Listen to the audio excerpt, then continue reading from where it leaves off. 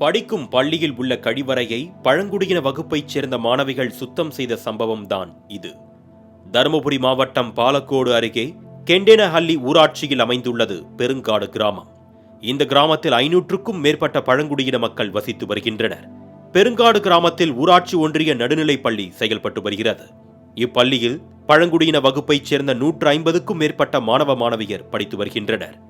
ஊராட்சி ஒன்றிய நடுநிலைப் பள்ளியின் தலைமை ஆசிரியரான கலைவாணி கழிவறையை சுத்தம் செய்யுமாறு மாணவிகளை வற்புறுத்தியதாக சொல்லப்படுகிறது. பாடம் எடுக்கும் ஆசிரியர்களும் நிர்பந்தித்ததால் மாணவிகளும் வேறு வழியின்றி 3 நாள்களாக கழிவறையை சுத்தம் செய்துள்ளனர். யார் உங்களை பாத்ரூம் கலை சொன்னது? யாரு மிஸ்ஸும் கலை சொன்னதா?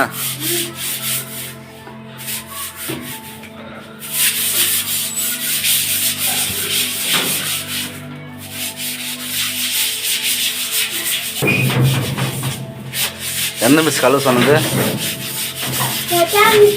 சத்யா மிஸ்ஸா?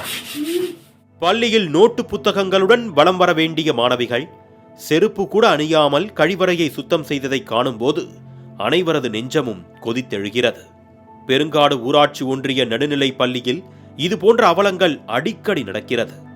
பெரும்பாலான மாணவ மாணவியர் பழங்குடியின வகுப்பைச் சேர்ந்தவர்கள் என்பதால் ஆசிரியர்கள் கழிவறையை சுத்தம் செய்தல், கழிவறைக்கு தண்ணீர் நிரப்புதல் போன்ற பணிகளை செய்ய சொல்லி மாணவர்களை கட்டாயப்படுத்துவதாக தெரிகிறது.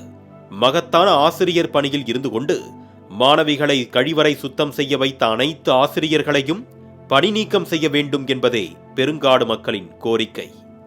இந்நிலையில் தலைமை ஆசிரியை கலைவாணியை பணியிடை நீக்கம் செய்வதாக அறிவித்தது பள்ளி கல்வித்துறை. ஊராட்சி ஒன்றிய நடுநிலைப் பள்ளியில் இனியும் இதுபோன்ற அவலங்கள் நடந்தால் சாலை மறியலில் ஈடுபட போவதாக எச்சரிக்கின்றனர் பெருங்காடு கிராம மக்கள். மாலை முரசு செய்திகளுக்காக பாலக்கோடு செய்தியாளர் பிரபாகருடன் சந்துரு.